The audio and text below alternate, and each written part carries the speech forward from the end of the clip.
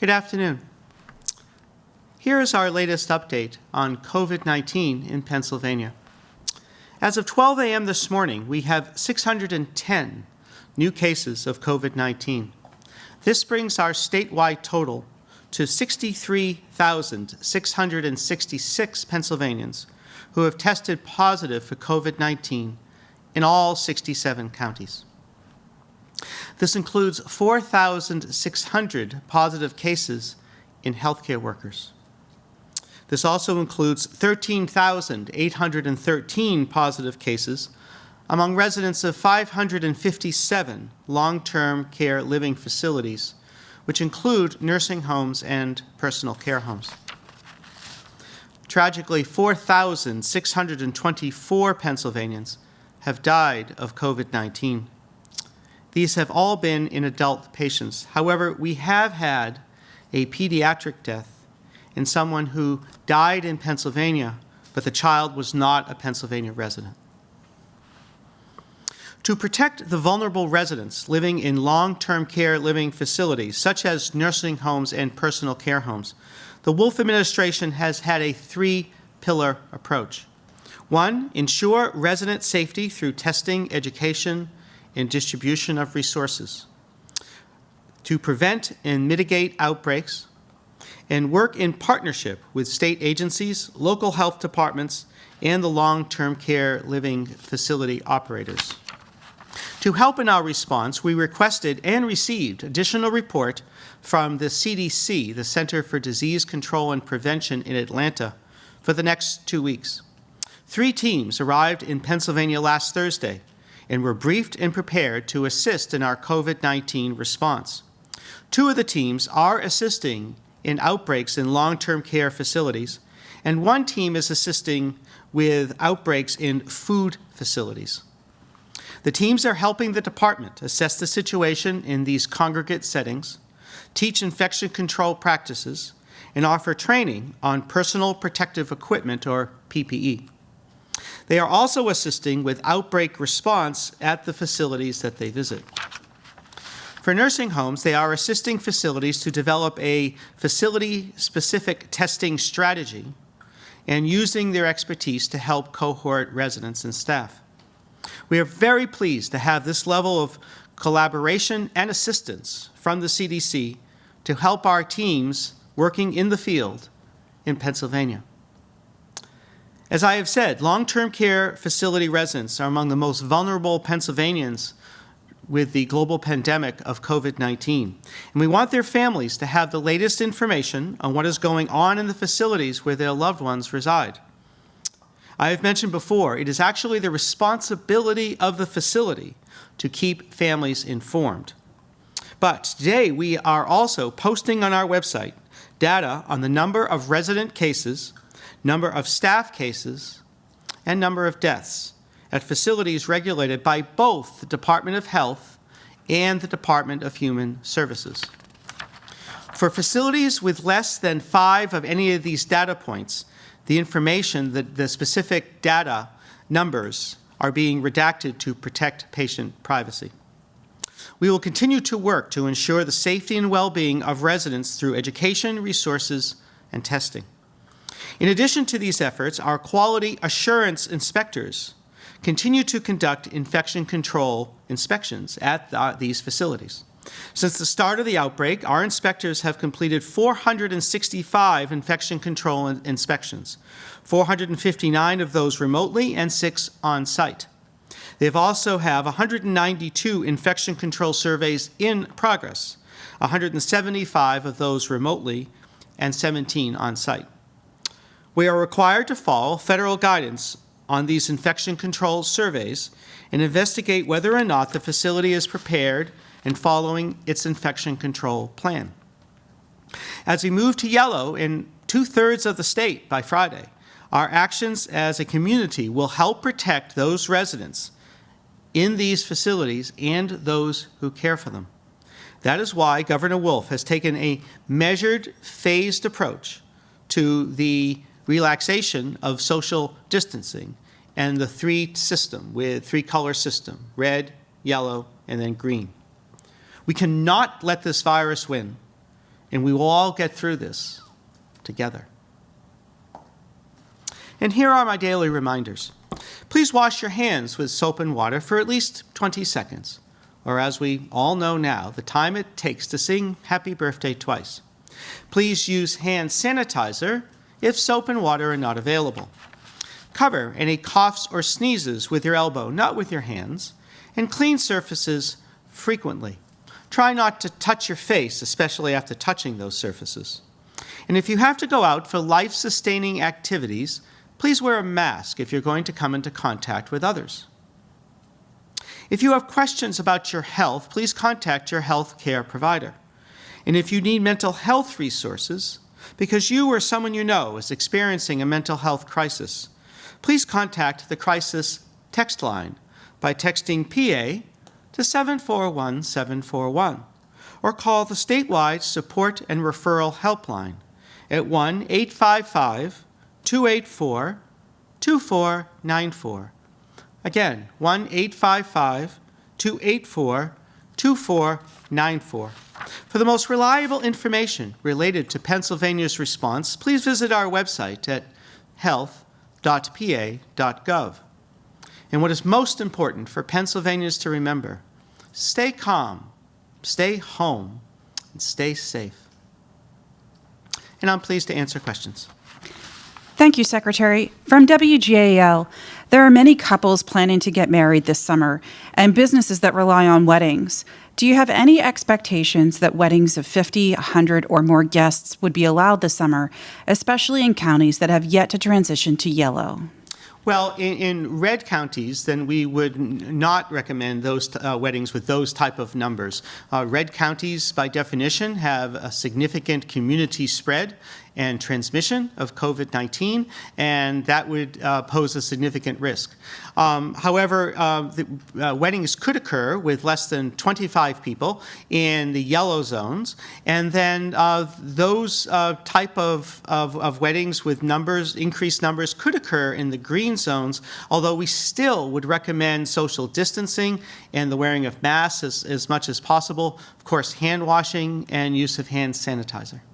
From ABC 27, as we get our gardens underway this season, are there any particular foods we can grow that provide safeguards or protection from any of the health problems the virus delivers? No, I'm sorry. There's no evidence that any specific food or nutrient will provide any protection from the virus. Of course, we always want people to eat a healthy diet with lots of fruits and vegetables, but they do not provide any specific protection from COVID-19.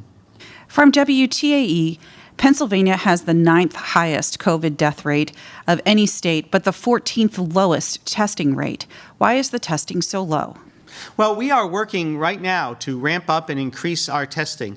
In fact, today we are reporting that we have done more than 11,000 tests that were reported yesterday, and that's the highest that we've had. We've had significant increases in the amount of testing that we've been doing in the last week and a half, and will continue to expand testing throughout Pennsylvania. From Fox 56, some of our viewers are wondering about driving schools and academies. What safety measures should they take when they reopen, and what could you point to that you think that those would be? Mm-hmm. Well, of course, we always want people to wear masks and to wash their hands and use hand sanitizer. Otherwise, I would look at the frequently asked question sheet that is available on the website, or contact the Department of Community and Economic Development. From WJAC, with 2 deaths and hundreds of cases at SCI Huntington, please be specific with what the plan is to deal with the outbreak. Is the National Guard assisting? How frequently are inmates and employees being tested? Mm-hmm. So we are in frequent collaboration and communication with Secretary Wetzel of the Department of Corrections. I don't have granular data about that facility, and I'd refer you to the Department of Corrections, but I know they're doing everything they possibly can to stem that outbreak. From CBS 21, Why has there been such a long delay in releasing the information regarding nursing homes as families wait to make life-saving decisions or watch their loved ones pass away without full knowledge of what's going on inside? As I mentioned before, it is actually the responsibility of the facilities to let family members know about cases in long-term care living facilities and to keep the families updated. However, after the CMS put out their guidance about maybe 10 days ago, we worked on that last week, and today we are reporting our numbers. KDKA and WTAE have some questions about reopening metrics that are quite similar. First, from KDKA, is there any update on the timetable for moving any of these regions into the yellow-green, and if so, what is the timetable? As I discussed yesterday, we are working on that as we speak, and as soon as we have what the metrics will be, we will release them. And are there specific metrics, and is there an indication yet on when we might see a wave of counties move from yellow to green? We're working on all of those metrics this week, and as soon as the governor is ready to make an announcement, then he will. From WPXI, a spa contacted us this week saying on May 15th, all variety of businesses that touch people open their doors and retail outlets begin to fill with customers, yet spas and salons, which can be easily controlled with regulated safety precautions, strict access, and limited appointments that would allow for easy contact tracing if necessary, have been left out of consideration. We are requesting that wellness facilities that have gone to these measures be considered for the yellow phase opening. Can you respond to this and explain why the plan is for them not to open until the green phase? So our concerns regarding hair salons and barbers and massage therapists and those type of facilities is because it is impossible to provide those services and practice social distancing. So yes, you can keep the other customers socially distanced, and everyone can wear a mask, but it's by definition going to involve hands-on treatment as part of those services, and so thus we are not allowing them in the red and the yellow zones. From WNEP, do you have any message for people who are hoping to have a little sense of normalcy this Memorial Day weekend, especially for people in counties that will still be in the red phase? So we know that on Friday, I believe 12 more counties will be going from red to yellow. But I know it's really difficult for the people who live in counties that are still in the red zone, where the social distancing guidelines and stay-at-home orders stay in place. Hopefully the weather will be warmer and will be sunny, and it'll be great for people to be able to go outside. Of course, if you're going to go outside and you're going to be in contact with other people, then practice social distancing, staying 6 feet apart, and wear masks. But hopefully we'll all have as enjoyable a Memorial Day weekend as we can. Also from WNEP, we've gotten questions from several viewers concerned about the many sleepaway camps in our area, particularly in the Poconos. In a typical summer, these camps host thousands of campers from all over the country and the world. Will these camps be allowed to open this summer, and if so, under what conditions? So the governor's office is working on guidelines in terms of those facilities, and as soon as they're ready, they'll be released. From Capital Wire, the number of tests, both positive and negative, reported today appears to be in excess of 9,100 results. Is that the largest, or at least one of the largest totals reported for any one day? And how close is today's total to the level of daily test results the state hopes to reach? Well, we actually were shooting for at least 8,000 or more, and we're actually exceeding that. So we're very pleased in terms of the amount of testing going on. We are expanding testing through our state laboratory. We're expanding testing through the commercial laboratories such as LabCorp and Quest. In addition, we have a number of different pharmacies that are going to be doing testing and expanding that, including Rite Aid, CVS, and Walmart. And then, of course, there's more and more testing through hospitals and health systems. Through all of those different mechanisms, we hope to continue to expand the number of tests, and we're actually ahead of schedule. From the Altoona Mirror, if you had to do it over, knowing what you know now, how might you handle the guidance and management of long-term care facilities differently? We are every day thinking about how we can help those facilities, help them in different ways. So, of course, now we have the National Guard that is going out to facilities. We just reported that we have the CDC teams going out and looking at those facilities. And we have just now reporting, of course, the data. And and we're going to be testing every single resident in the facilities as well as the staff. And so we're continuing to revise and update our plan and our programs, and it continues to evolve and do everything we can to help them. From the Altoona Mirror, the deaths histogram shows the daily number of deaths has fallen precipitously to what looks like a handful over the last couple of days, compared to about a high of 175 on April 25th, a fall-off that seems to have been camouflaged by the database reconciliations. How do you account for the big death drop-off, even as positive case numbers have declined more gradually?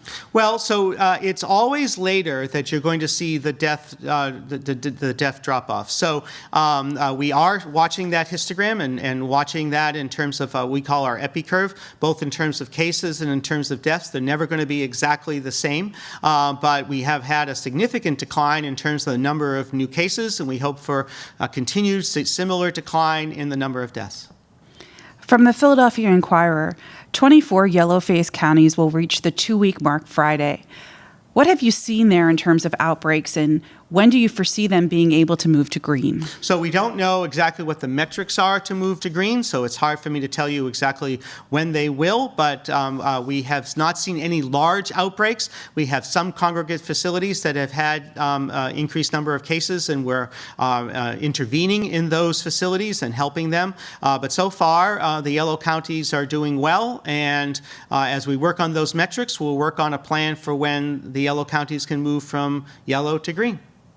From WKOK, President Trump told governors yesterday the federal government will step in if we see anything going wrong or disagree with anything. Do you have any views on that from a public health standpoint? I have no specific comment. We collaborate with public health and the federal government very well. We have regular phone calls with the CDC. We're in frequent contact with the Department of Health and Human Services. And so from our perspective and the Department of Health, things are going well with our collaboration. Also from WKOK, President Trump said he is taking what he calls hydroxy prophylactically. What is your view on the efficacy of the drug for that purpose, and are you concerned about the message this sends to the public? Well, there is no proven benefit of taking hydroxychloroquine for prevention of COVID-19. From WKOK, the governor has answered questions already pertaining to if NASCAR at Pocono can be held at the end of the month. Where does Pennsylvania stand with letting other pro sports begin games without fans? Would these counties with stadiums have to be in yellow as well? Well, those decisions are being addressed to the governor's office. They are consulting with the Department of Health in terms of our public health ideas, but finally, of course, those decisions will be made by the governor. From the Lock Haven Express, one of the nursing homes in our area, Manor Care Jersey Shore, has about 90% of its patients testing positive for coronavirus and in quarantine there. At last count, 73 of the 83 residents were infected. 12 residents have died from the virus, according to the Lycoming County coroner, and 14 staff members have reportedly also tested positive. These numbers are higher than what you're reporting and growing every day as more patients die. We know that the Department of Health has been contacted by State Rep. Garth Everett several times during the outbreak at this facility, asking why the department is not stepping in and finding out what's going on there. It's especially alarming since other nursing homes that in that area have reported no cases of the virus in their facilities. Why are the numbers so different, and what is the department doing to investigate this hotspot? So we have been in very close contact with that facility. We're providing support as needed. We'll provide whatever is necessary to help residents of any of the facilities, and staff, including that facility. We have been in contact and answered the representative's questions. There is going to be differences between the county coroner's data and our data in terms of deaths. We outlined that yesterday, in that if someone is living in that nursing home, say they end up going to the hospital, but their residence is reported maybe at their previous home, but it's not reported at the facility, that'll impact our reporting. And so we have to report where their residence is listed as their place of death, and the county coroners have reported differently. We have different sets of regulations and laws that govern our reporting, so there's bound to be some differences between their reporting numbers and our reporting numbers. And WNEP has a question about this facility as well. Short of the facility asking for help from the National Guard, what can the state do to ensure that facility is doing all it can to control the virus? Again, we have been in contact with that facility. We're providing support, and we'll do whatever is necessary to try to help the patients and the staff in that facility. From WTAE, today the Allegheny County Health Department is reporting 144 COVID-19 related deaths, while the State Health Department is reporting 145. Can you offer some insight as to what might create the difference in numbers? I don't know in terms of that specific number. We'll have to see. It might be the time that we close the system in terms of issuing the reports. But we have conversations with Commissioner Bogan and Commissioner Frawley from Philadelphia every day, and we can check. From the Pittsburgh Post-Gazette, do you have Department of Health nursing homes nurses in each yellow county with sufficient staff to do contact tracing? And is contact tracing underway in all yellow counties with sufficient staff to succeed? So we have our nurses, but then other staff in all of the yellow facilities. Of course, with Allegheny County, we collaborate with them. Their health department is lead. In Erie County, we collaborate with them. Their health department is lead. But we do have adequate staffing, but we are working to increase our staffing actually every day, and we're making significant progress. From the Pittsburgh Post-Gazette, why has the department not been in touch with county emergency management officials or other county officials to help with contact tracing? Well, we're working through our contact tracing plans. Really, in counties that don't have their own county health department, then our Bureau of Community Health nurses are lead. But we're pleased to collaborate with everybody. And so we'll discuss that with Director Randy Padfield, as PEMA has the most contact with those individuals. From the Philadelphia Inquirer, gyms are included in the first phase of reopening under President Trump's plan, but not Pennsylvanians. Several gyms in the Commonwealth have reopened in recent days despite the governor's orders.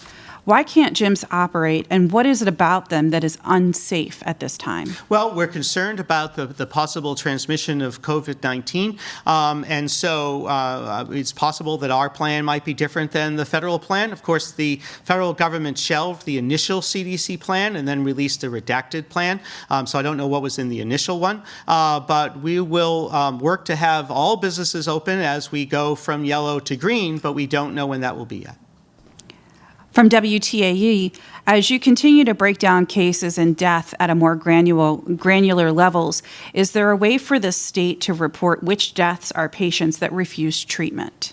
No, it is not possible to report that metric. From WPXI, the Armstrong County coroners pointed out that there are untruths and misleading information being provided by your department. What specifically is the Department of Health doing to create more transparency between coroners' offices around the state?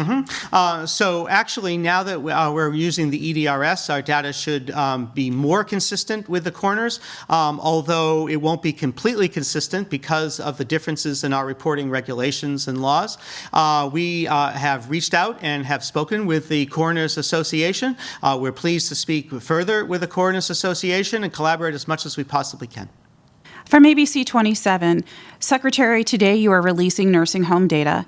Did anything surprise you in the numbers? And what do you say to critics who say the state was way too slow to react to what they should have known was going on to be a problem in nursing homes? We have been reacting from the very beginning to the challenges in long-term care living facilities. Other states have clearly faced the same challenges: New York, New Jersey, Massachusetts, Illinois, and others. You have seniors who are more prone to serious side effects of COVID-19, seniors with chronic medical conditions who are even more susceptible in a congregate living facility. That's always going to be a challenge. We have continued to do everything we can to help those facilities. And now that the testing capacity is there, we're working out a way to test everyone, all the patients and all the staff in every facility, both the nursing homes and the personal care homes. And we're continuing to evolve our strategy and do, again, everything we can to protect them.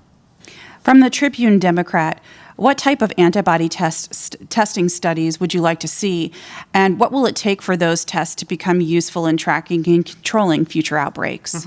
Well, we'd like to see a number of different antibody studies. We know that that they are happening at some of our commercial laboratories and through the hospitals. What we don't know is how protective those antibodies are to getting an infection from COVID-19. The suggestion is that they're at least somewhat protective, but they might not be completely protective. So we need more information about that. And we need more information over time about how long those antibodies last. If it does turn out to be that it is very protective to COVID-19, then that'll be very useful as the pandemic continues to know who might be at least partially immune from the illness. And I think that will be really important information to know.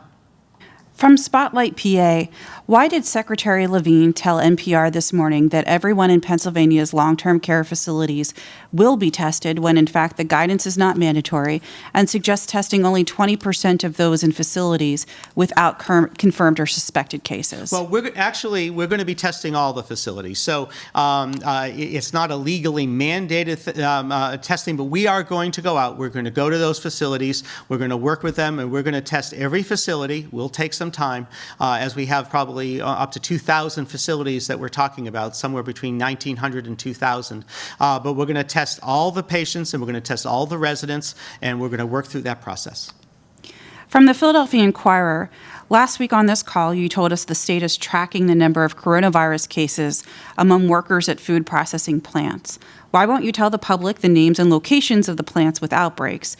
Isn't this information more vital than ever as more counties enter the yellow phase of reopening? So we're working with those facilities really closely. We're working with those who regulate them, which is the Department of Agriculture. And so we have regular discussions with Secretary Redding. We have a meeting tomorrow to discuss those facilities and how we might help the business itself as well as the people who work there. We also have had frequent conversations with the facilities themselves and their owners to try to keep the facilities open and limit the outbreak and spread of COVID-19 in those facilities.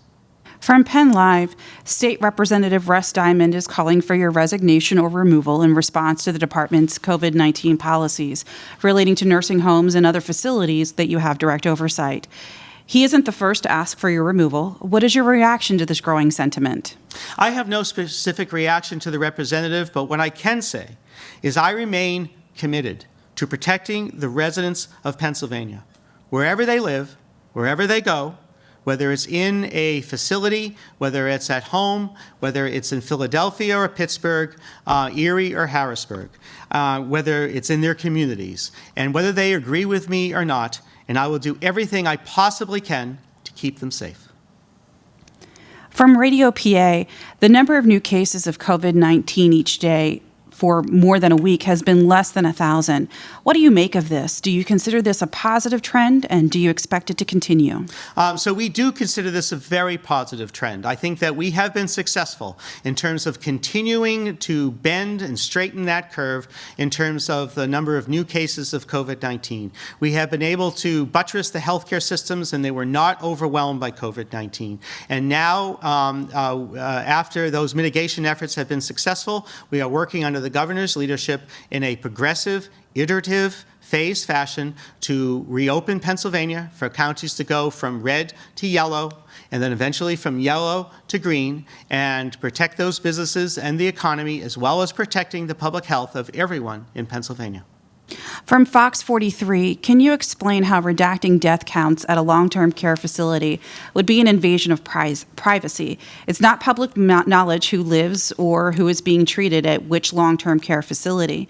Don't you think it would be important information for the public to know if they had to choose to put a loved one in a facility right now? Well, again, it's the responsibility of the facilities to let families know of cases of COVID-19 in their facilities. If someone is thinking of having their loved one one go to that facility. It is responsibility of the facility then to let that family know that they have cases of COVID-19. So it might not be public knowledge, but it might be community knowledge that a certain woman or man lives in that specific facility, and if they know that there are 3 cases, then they could know the individual, they could know that person's identity. We have to balance, as we said before, the importance in public health of the public and the media knowing as much information as we can versus the privacy and confidentiality of individuals. Actually, that metric of not reporting those specifics less than 5 has all along been the metric that the Department of Health has used.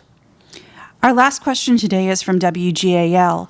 How current are infection and death rates for nursing homes, and how often will this information be updated? The information is current today, and it'll be updated daily.